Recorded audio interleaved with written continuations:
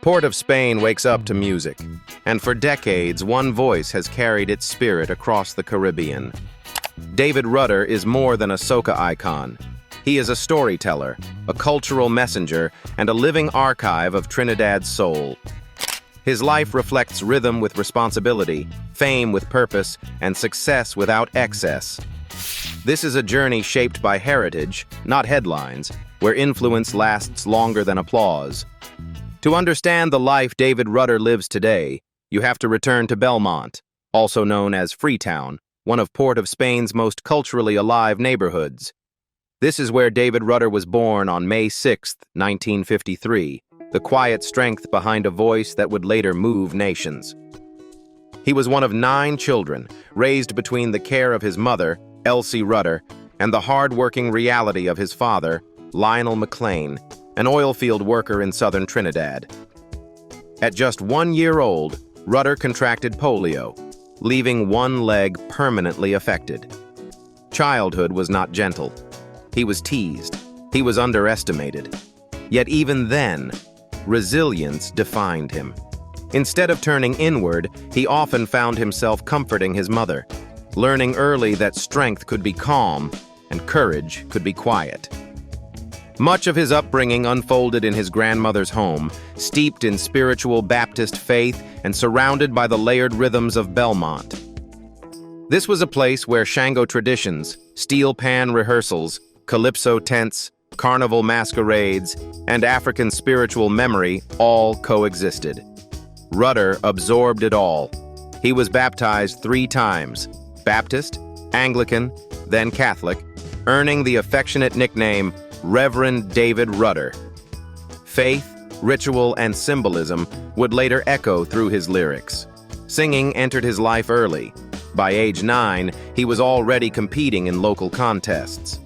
At 11, he joined a group called The Solutions and began performing with calypso bands.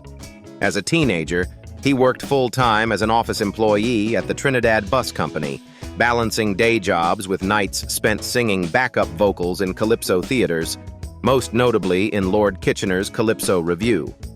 Around the same time, he began writing his own songs, something still rare in calypso at the time. By 1977, Rudder joined Charlie's Roots, one of Trinidad's most respected brass bands. What began as a temporary role soon became a defining chapter. Performing in Peter Minshall's groundbreaking Carnival productions, Rudder sharpened his stage presence and lyrical depth, while also working behind the scenes in studios and theaters. He was learning the craft from every angle.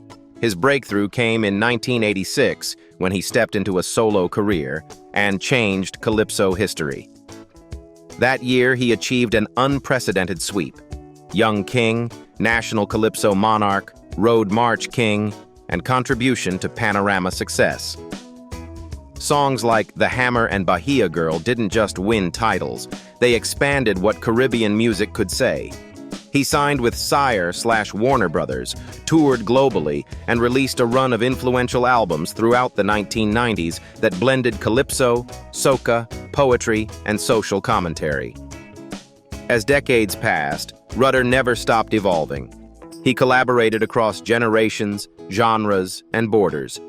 Honors followed: UNDP Goodwill Ambassador, an honorary Doctor of Literature from the University of the West Indies, the key to Port of Spain, and regional cultural medals.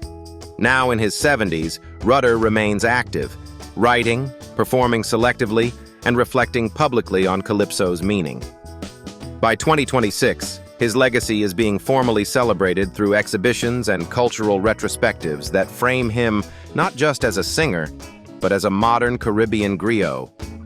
After decades of stages, studios, and long journeys across the world, David Rudder chose a home that mirrors his philosophy: grounded, open, and deeply connected to nature. This Port of Spain residence isn't built to impress crowds. It's built to breathe. Set on a fully fenced and gated 3-acre property, the home feels less like a mansion and more like a personal retreat. From the moment you arrive, there's a sense of calm. Mature pine trees frame the land. Space stretches out in every direction, Privacy is not an accessory here, it's the foundation.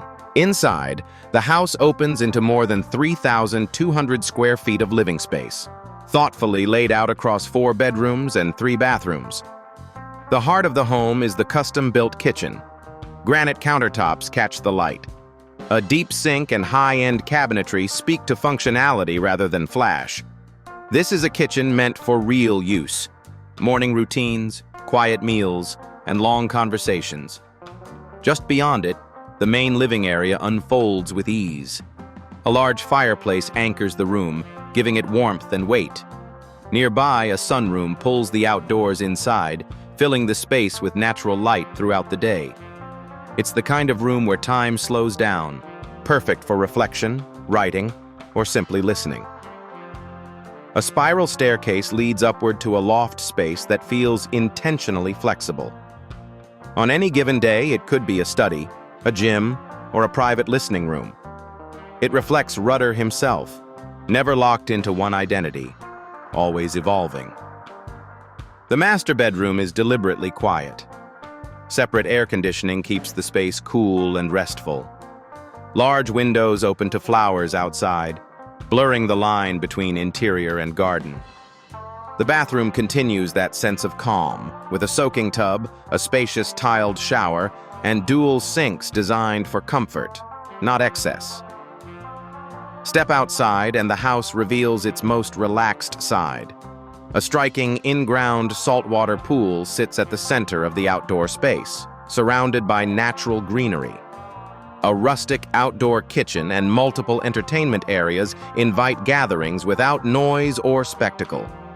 Everything feels organic. For years, Rudder also maintained a home in Toronto, Canada, reflecting the international scope of his career. But Port of Spain is where his rhythm settles. This is where the voice that carried Caribbean identity across continents now finds stillness. And with a home like this, rooted, spacious, and intentional, the next question naturally follows. How has a life devoted to culture rather than excess translated financially over time?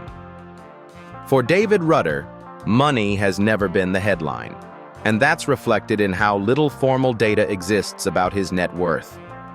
Like many Caribbean artists, his earnings were built across decades of performance, composition, and cultural contribution, often outside systems that publicly track wealth in neat numbers. The core of Rudder's income has always been music. With a catalog spanning more than 30 albums, his work continues to generate royalties through physical and digital sales, reissues, and licensing. Albums released from the late 1980s through the 2010s remain part of Caribbean musical circulation, especially during carnival seasons when songs resurface year after year. Live performance has also been a major pillar.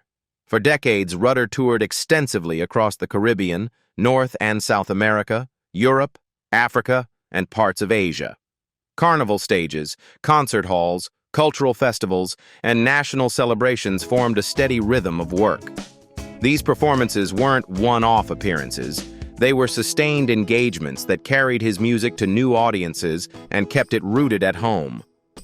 Collaboration has also played a role. Working with artists like Michelle Montano and Alison Hines, as well as his long tenure with Charlie's Roots, broadened both his audience and creative footprint. These partnerships weren't driven by trend, but by shared cultural language. And when success is measured in influence rather than excess, giving back becomes part of the responsibility.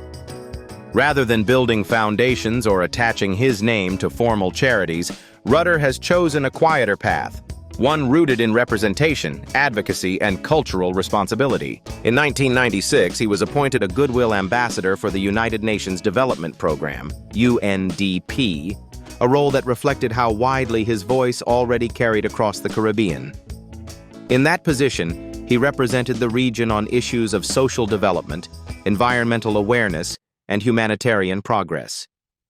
His approach was never ceremonial. It was personal. He spoke as someone shaped by history, community, and lived experience. Much of Rudder's philanthropic work has unfolded through participation rather than administration.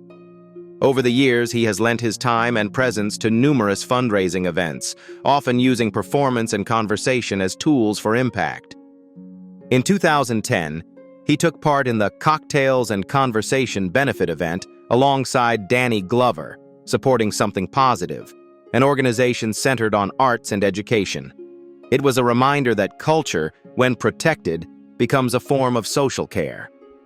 His support for Caribbean cultural institutions has been equally consistent.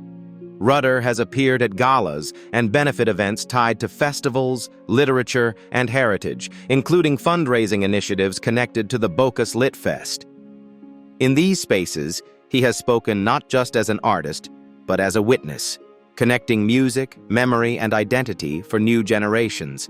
He has also performed at charitable events supporting community-based organizations such as the St. Vincent de Paul Society in Trinidad and Tobago, using his music to help sustain local efforts that quietly serve those in need.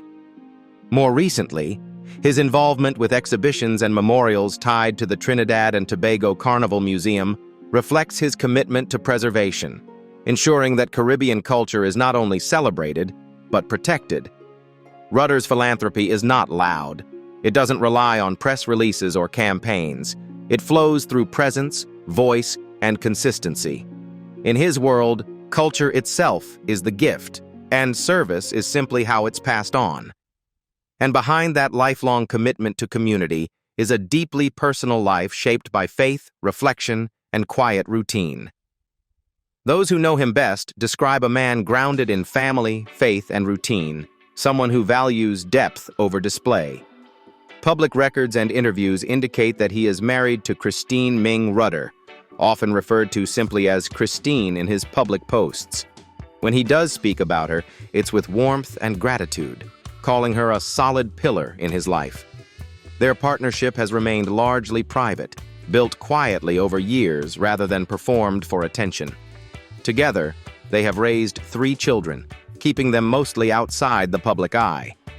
Rudder has always drawn a firm line between his work and his home life, choosing to let his music speak publicly while his family life remains protected. On the rare occasions when family milestones surface, they do so naturally. One such moment came in 2025 when his youngest son, Noah Rudder, was awarded a Rhodes Scholarship to pursue postgraduate studies at Oxford University. The news was shared modestly, but it resonated deeply, seen by many as a reflection of the values Rudder has long carried: discipline, learning, and purpose. In daily life, Rudder keeps things simple. Social media is used sparingly, mostly to share music, performances, and cultural reflections rather than personal moments. Friends and collaborators often note his reflective nature, someone who listens carefully, speaks deliberately, and carries a quiet sense of humor. He is as comfortable in conversation about history and spirituality as he is discussing melody and rhythm. In April 2023, Rudder publicly shared that he had been diagnosed with Parkinson's disease. The announcement was calm and direct, mirroring the way he has approached most challenges in life. He made it clear that while he would reduce physically demanding performances after turning 70, he had no intention of stepping away from creativity. Writing, composing, and performing in smaller, more intimate settings would continue. For him, music is not a job, it is a way of being.